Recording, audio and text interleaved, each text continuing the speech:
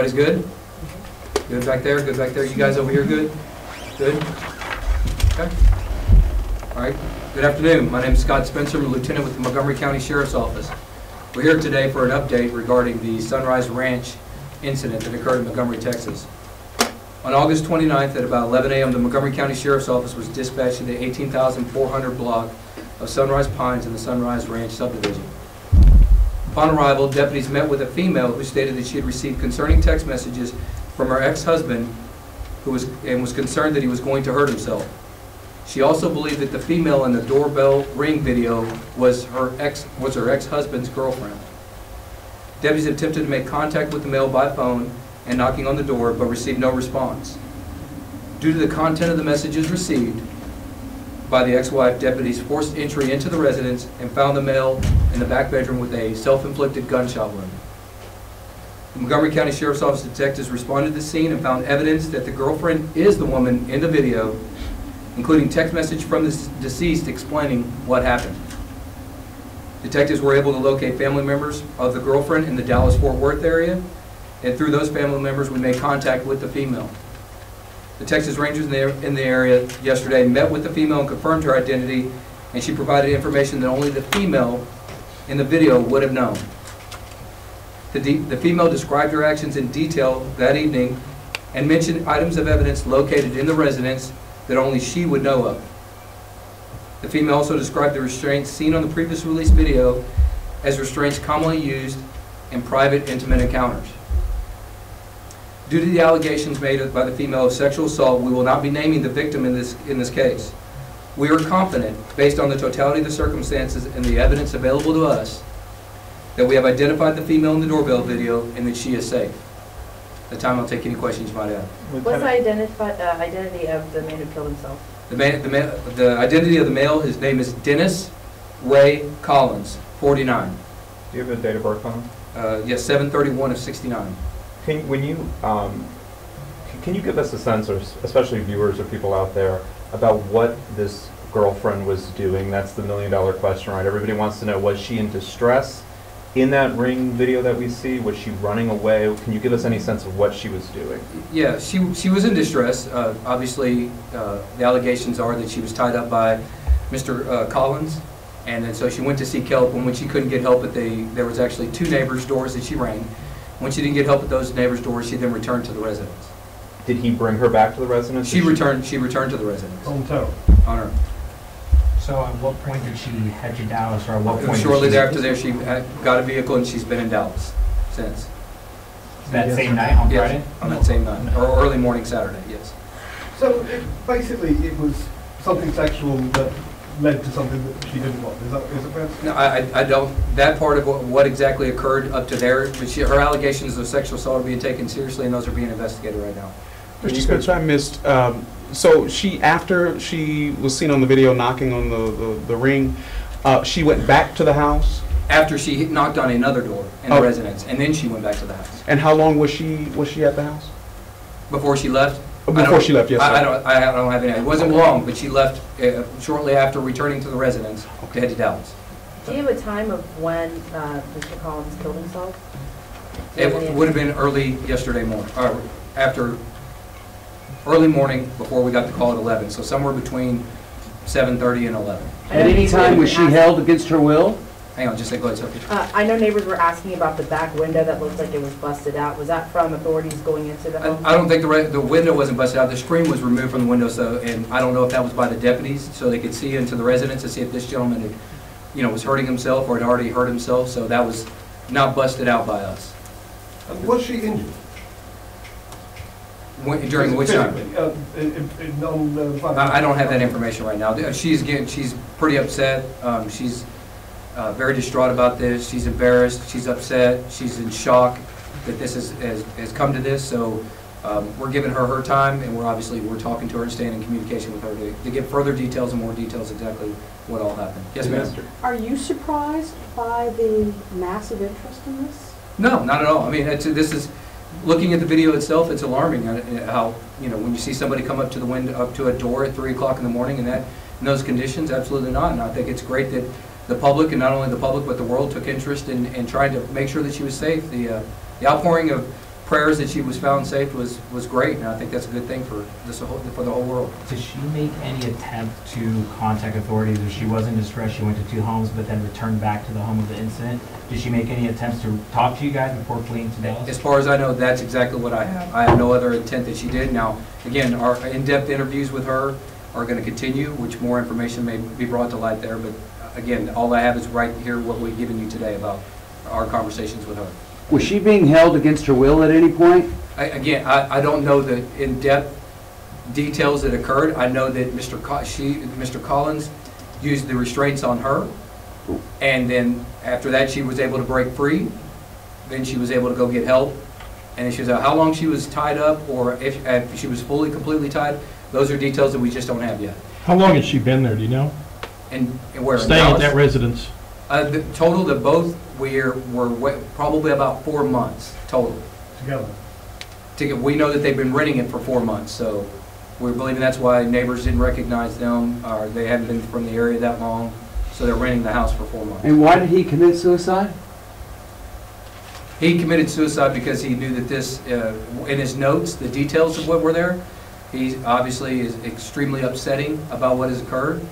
He laid, at fault for what had done. He admitted to that he did what he did to her that was seen in the video.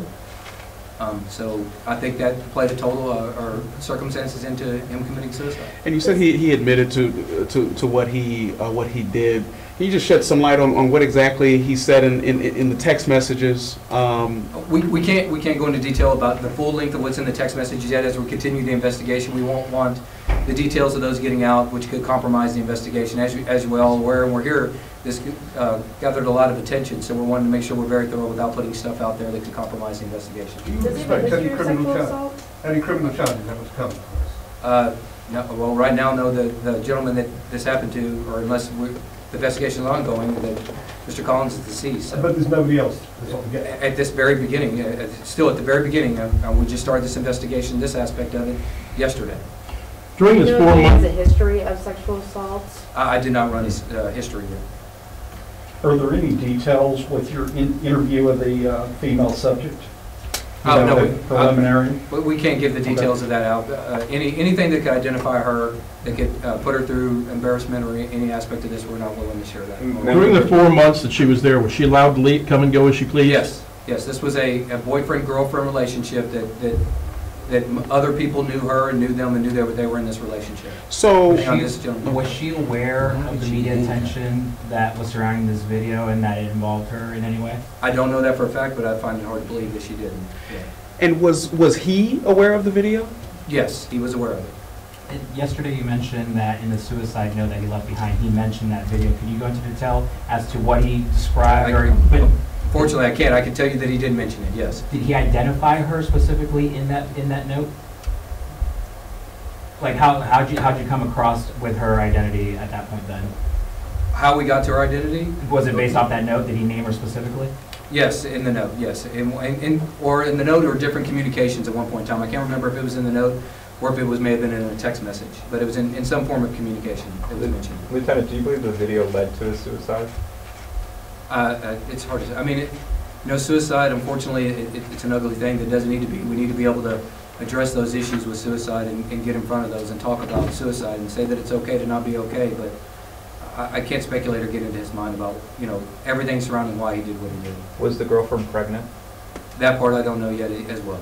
Outside? Hang on just a second. Go ahead, ma'am. Can you walk me through the timeline a little? So, rings the doorbell, goes back to the house. At what point in this did she contact you guys prior to, I'm just confused about the timeline.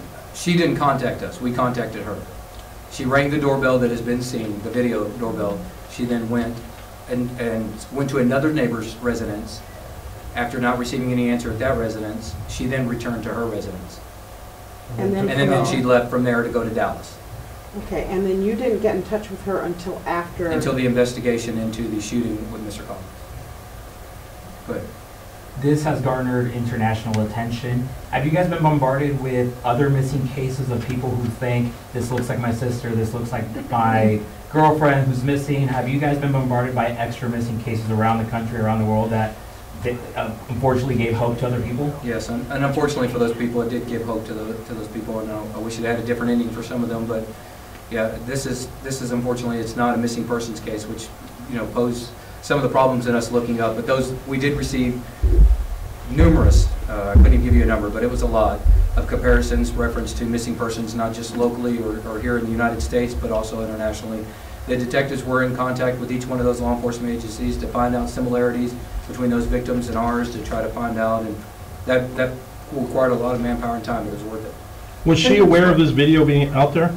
I have not got to speak to her yet. It was a very preliminary interview that we had with her due to the shock and everything that has happened and everything that's going on, and due to her current, you know, being a victim of sexual assault. We want to respect that and make sure that we're respectful of her privacy as well. And so what is the nature of the investigation? I mean, is this, if he were still alive, would this be a criminal investigation? And can you shed some light on that? Yes, that's correct. It would be, this would be a criminal investigation if he was so. We're still looking at there's the separate incidents, but they're being rolled into one. There could be the kidnapping, unlawful restraint, rolled into the sexual assault. So this could be a multifaceted investigation that is still going to be worked as such.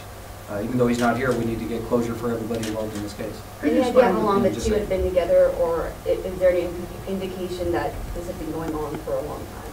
I can tell you, it seems it was definitely for at least the 4 months. I don't know exactly the how long they have.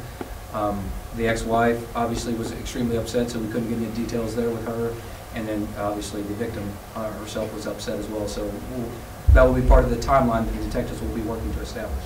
Can you explain the injury you suffered? Did you shoot himself in the head, or? It was to the chest.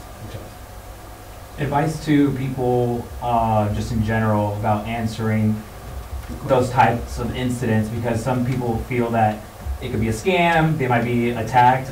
How should someone approach a situation like this if it were to happen again, someone ringing your doorbell in the middle of the night? Well, I think most of it, well, especially if it's in the middle of the night, but first let's just start at the beginning. If it's, obviously, if it's during the day, you know somebody that's going to come over, they should hopefully announce or text or call that they're going to be coming and let you know. But regardless if it's a day or night, at that point, you know, use your doorbell or you know, security system if you have it. Use your peephole, use your window. Most importantly, we encourage people to announce that they are there. Some of these home invasions or kick door burglaries are looking for someone not to be there. So if they're not, nobody's answering the door, they're kicking in the door and going into the residence. So announce it yourself there, tell them to leave the property, they refuse to leave, inform them you're going to call law enforcement. When she got those handcuffs put on her, was that done willingly or against her will? Again, that's part of the interview process with her. I'm probably wetting the bed that or believe that it was unwilling. Is there any lesson in this in terms of that 7-second video being posted online and the amount of attention it gotten? Is there just any lesson for the public? No, I think that it's a good example of, you know, not just the media, but the community and law enforcement coming together to find somebody that could possibly be in distress, that could be in need of help. And this was a good example of it, getting there and getting, you know, pulling in resources and getting leads done and getting examples, getting the message out there to get it. I think eventually it would have came to this closure, we would have identified her, and we would have gotten to it a lot sooner, but I'm very overall happy with the press and with the citizens and internationally, the response we got from them. Do you know any background on Mr. Collins? I mean, what did he do for a living? I don't have that information. And is it Dennis Materials or one? I have two. Can you go into further detail, the ex-wife, in your release you mentioned that she believed his girlfriend was the woman in the video, so she suspected this already, or was that based off the conversation she had with him? At what point did she kind of connect the two? I don't know when she did, she just believed it was. I don't know if it was that day, maybe she didn't see the video till that day and realized it, but she was adamant that it was her in the video to our law enforcement. She knew the girlfriend? Yes, she's had media, or she's met her before, yes. Was she actually at the house yesterday? Did she? The ex-wife? Yes. Yes. So she found him? No, we forced entry into the residence. She was there with us when we arrived. What type of weapon and when was it found? I don't know. It was found in the bedroom with him, but I don't know the caliber or the kind of weapon. It was a handgun, yes.